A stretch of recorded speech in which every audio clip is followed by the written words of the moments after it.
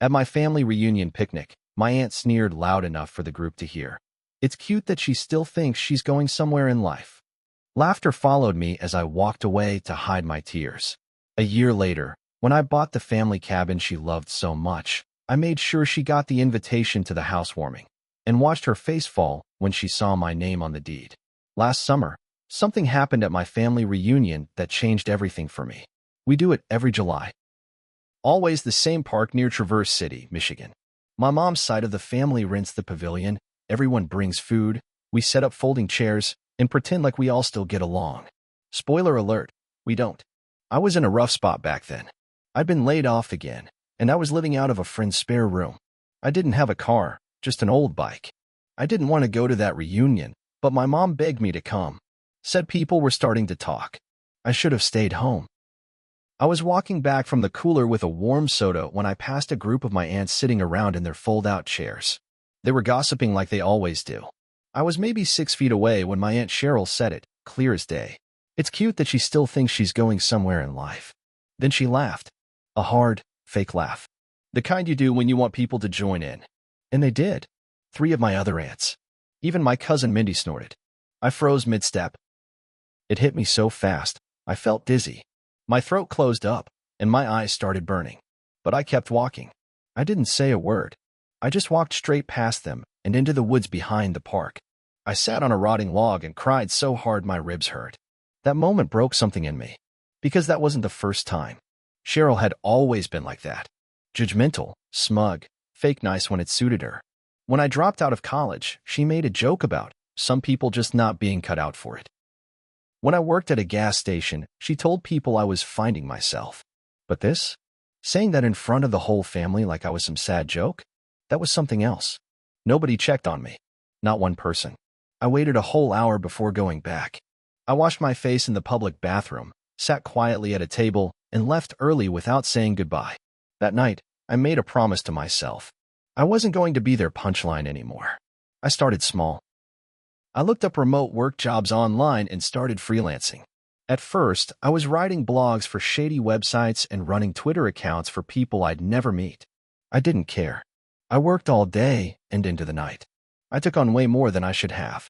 When I wasn't working, I was watching videos about flipping websites. I learned everything I could.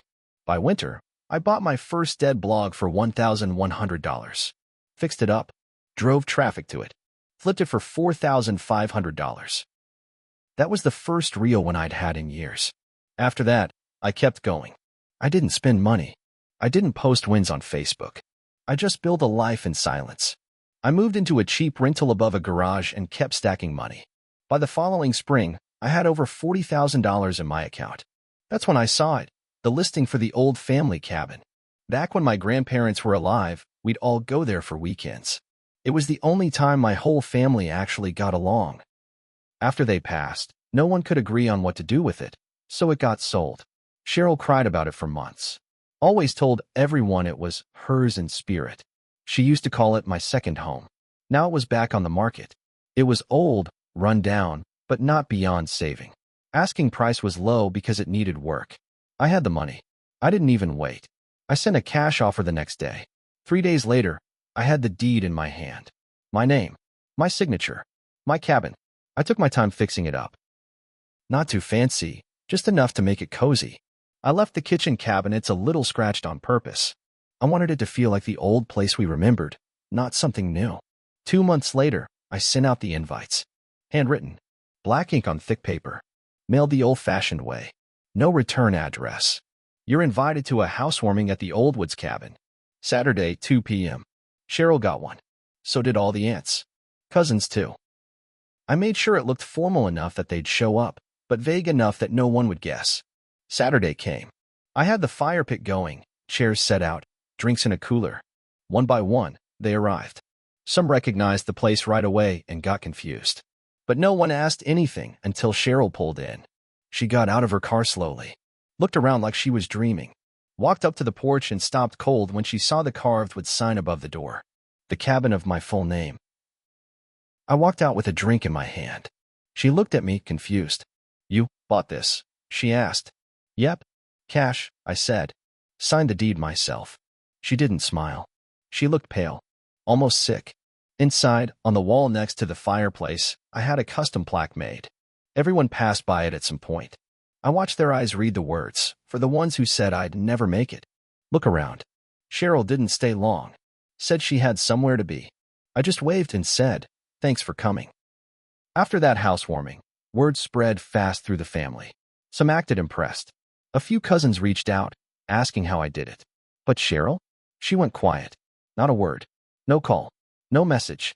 Not even a passive-aggressive Facebook post, which was her thing. It felt too quiet. I figured she was embarrassed, and honestly, that was fine by me. But 3 weeks later, my mom called. She sounded tense. You need to come over, she said. Now. I drove over that afternoon. When I walked in, she handed me a manila folder. I opened it and saw a bunch of legal papers. At the top, dispute of ownership claim, parcel hashtag 476, TC 0073. It was the address of the cabin. My chest tightened. What the hell is this? I asked. My mom looked uncomfortable. Cheryl filed a claim. She's trying to say Grandpa promised the cabin to her years ago. Says she has witnesses. She's claiming it was sold out from under her. I laughed. I couldn't help it. She had 20 years to buy that place back. Now she's mad because I did. Mom didn't laugh. She hired a lawyer. She's serious. She's trying to get a court order to block your renovations. I was stunned. On what grounds? She's saying there was an informal inheritance promise. That it was always understood it'd be hers. She's dragging up old family history, saying Grandpa told her he wanted her to have it. I could feel the rage climbing up my throat. She wants to take it from me. Mom didn't answer. She just nodded slowly. I walked out and drove straight to the cabin. I sat in the living room, staring at the plaque on the wall. For the ones who said I'd never make it. Look around. Now someone was trying to rip it away. That same someone who made me cry in the woods last year. That same someone who told an entire family I was a failure. I wasn't about to lose it. I called a lawyer. A real estate litigation guy in Traverse City. Older man, rough voice, no-nonsense type. He read the paperwork and shook his head. She doesn't have a leg to stand on legally, he said. But that doesn't mean she can't make your life hell for a few months. And she did. She started talking to other relatives, feeding them lies. Said I manipulated Grandpa before he died. Said I pressured the realtor. Said I bought it with shady internet money. Some people believed her. People I grew up with. One cousin even commented on a Facebook photo I posted at the cabin. Strange how fast you went from broke to buying property. Thinking face, that stung. Then the Real hit came. Cheryl filed for an emergency injunction. She claimed I was altering historic property and might be destroying family heritage. It was complete nonsense, but it bought her time in court. Now I couldn't even install the new wood stove I'd ordered. And she was smug about it. I saw her at a cousin's baby shower a week later. She walked past me and muttered under her breath, "Enjoy it while you can." I'd had enough. I went into my files and pulled every receipt, every signed document, every screenshot of the listing and my cash offer. Then I did something else. I started talking to Grandpa's old friends, his fishing buddies, the guys from church. I tracked down one who remembered Cheryl fighting with him about the cabin during a Thanksgiving dinner years ago. I got it all on record. And then I found the smoking gun. An old email Grandpa had sent me 3 months before he passed. He'd written, "I know your aunts are already circling that cabin. You're the only one I trust to take care of it." I printed that email, blew it up, had it framed, put it on the mantle. The next time Cheryl showed up at a family meeting with her lawyer, I sat there calmly while mine laid it all out. Receipts, timeline, witness statements, and then the email. Her face when she read it? Priceless. But she wasn't done yet. That night, after the meeting, someone broke a window at the cabin. Nothing was stolen. Nothing touched. Just a smashed window and a dead squirrel stuffed in the kitchen sink. I knew it was a message. This wasn't just legal anymore. This was war. I didn't call the police right away after the break-in. I just stood there in the kitchen, glass crunching under my boots, staring at that dead squirrel in the sink. Its body stiff, legs spread awkward. There was no blood, no mess. It looked like it had been placed there, deliberately. That's when I knew this wasn't just petty. This was personal. I cleaned it up in silence. No music, no calls. Just me, a shovel, and a trash bag. I buried it near the woods, then sat on the porch for over an hour, running through every possibility. Could Cheryl have actually done it herself? Would she stoop that low? The Cheryl I knew 10 years ago? Maybe not. The Cheryl now. The one who filed a bogus court claim, smeared my name to the family, and muttered veiled threats at a baby shower? Yeah, she could. I installed a Ring camera the next morning. 2 of them, actually, one above the front door, one pointed toward the gravel path leading in from the road. I didn't tell anyone. Later that week, I got a notification around 2:13 a.m. It was grainy, but clear enough. A figure in a hoodie walking up my path. They didn't approach the door. They just stood at the edge of the porch for a long time, looking up at the cabin. Then they turned and walked off. It wasn't Cheryl. It was my cousin Brady, Cheryl's son. Brady and I had always been close as kids. But after high school, he drifted into that same bitter orbit around Cheryl. He never talked to me much after I dropped out of college. Last time we saw each other, he said, heard you were working the night shift at a gas station, living the dream, huh? Now he was lurking at my cabin in the middle of the night? I saved the footage and called my lawyer.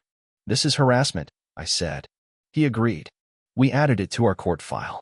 But he warned me, if you want to keep this, you'll have to fight dirty. She's pulling strings now. He wasn't wrong. 2 days later, a letter arrived from the township. A formal complaint. Apparently, someone reported unlicensed short-term rentals at the property, which was funny because I'd never rented the place out. Not once. I lived there full-time. But the complaint triggered an inspection. They came out, looked around, and even though they found nothing, I got slapped with a fine for not having a secondary structure permit on file for the tool shed I rebuilt. Cost me $750. Cheryl's fingerprints were all over it. I had a decision to make. Either keep playing defense and hope the court tossed her out, or go on the offensive. I chose option 2. I started making calls again, digging deeper.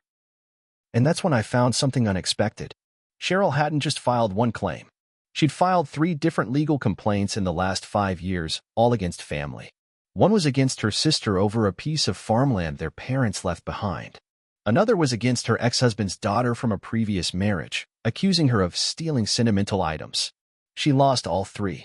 But the most interesting part? Each time, she tried to settle privately before going to court. She'd threatened lawsuits, drag things out just enough to stress people into giving up something in exchange for peace. It was a pattern. I brought this to my lawyer. He looked over the records, shook his head, and said, she's a serial manipulator. But now we've got history. We filed a motion not just to dismiss her current claim, but to seek damages for harassment and legal interference. Then I did something bold. I posted a long message on the private family Facebook group. I didn't name her directly, but I told the full story, from the break-in to the fake rental complaint, to the court filings. I even included a screenshot of the video with Brady's blurry figure and the timestamp. The post ended like this. If you still believe I don't belong here, come say it to my face. But don't do it behind a hood in the middle of the night. It blew up. Comments poured in. Some defended Cheryl. Most didn't. Brady unfriended me that night. The next morning, Cheryl's lawyer called mine. He wanted to discuss potential off-the-record resolutions. I told him to go to hell. But Cheryl wasn't finished. A week later, I woke up to red spray paint on the side of my cabin. Thief. This was war now. And I was ready to burn the whole damn thing down if I had to. I stared at the word thief in dripping red paint across the cabin siding. It wasn't just vandalism, it was personal. The paint soaked into the wood. I couldn't just scrub it off. It would take sanding, sealing, repainting. More hours, more money. But I didn't cry this time. I didn't rage, either. I smiled. Because that was it. That was the last straw. The next morning, I went into town and filed a police report. I showed them the Ring footage from before, told them about the pattern of harassment, gave them the photos of the damage. The sheriff nodded along like he'd heard this story before. He had. Apparently, Cheryl had pulled similar stunts on her sister years ago. Slashed tires, fake calls to Child Protective Services, anonymous notes left in mailboxes. Nothing ever stuck to her. But this time was different. This time, I had video, legal history, and motive. They opened an investigation. Then I called my lawyer and told him to move forward with the harassment suit. I wanted Cheryl in court. I wanted her under oath. I wanted the family to see who she really was.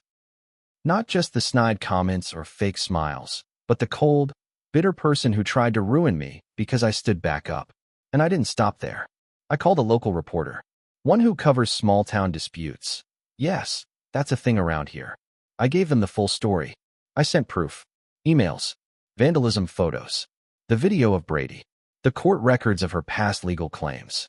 2 weeks later, it hit the front page of the local paper. Family feud over old cabin turns ugly. Claims of harassment, legal battles, and vandalism rock local family. They used a photo of my cabin with the graffiti still on it. People at church started whispering. People Cheryl played cards with stopped showing up. The day we had our final hearing, she looked wrecked. Dark circles, no makeup, shaky hands. She tried to walk in like she was still in control, but the room had already turned against her. We laid everything out in front of the judge. Every fake claim. Every form of retaliation. Every witness. Her old lawsuits. The photos. The video. My lawyer was calm and cold. When it was Cheryl's turn, she tried to spin it. Said she was just trying to preserve family heritage. That I was taking advantage of an old man's death. That I embarrassed her publicly. But it didn't matter. The judge dismissed her claim with prejudice. Then he turned to her lawyer and said, "And I suggest you counsel your client about potential countersuits for malicious prosecution and civil harassment." She didn't speak when we left the courtroom. Just stood there. Face pale, lips tight. It was over. A month later, I held another gathering at the cabin. Smaller this time. Friends, a few cousins who reached out, even my mom. We grilled burgers and told stories. Someone brought peach cobbler. Near the end of the night, I stood by the fire pit and said something I hadn't planned to. I said, "You know, Cheryl was right about one thing last year. I did think I was going somewhere. And now I'm here." They clapped. A few laughed. But I didn't feel joy, not really. Because here's the part no one tells you about revenge. It doesn't fix you. It doesn't erase the nights you cried alone. It doesn't patch over the cracks people left in you. All it does is close the door. And sometimes, that's enough. 3 months later, Cheryl sold her house and moved downstate to live with her daughter. Word was, she didn't show her face much in town after that. Brady left town not long after. Got into some trouble, drugs, DUI. Nothing surprising. I stayed. I fixed the siding, painted over the spot where thief had been written. But I didn't forget. I kept the ring footage. I kept the court papers. I kept the plaque over the fireplace. And I had a new one made, too. Hung it right by the front door. Built from spite. Protected by truth. Let them all read it. Let them all remember.